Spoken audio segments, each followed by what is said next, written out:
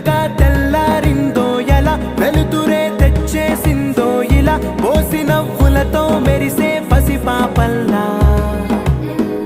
చేదతో బావులలో గలగల చెరువులో బాతుల ఈతల కళ చేదుగా ఉన్న వేపను నమిలే వేళ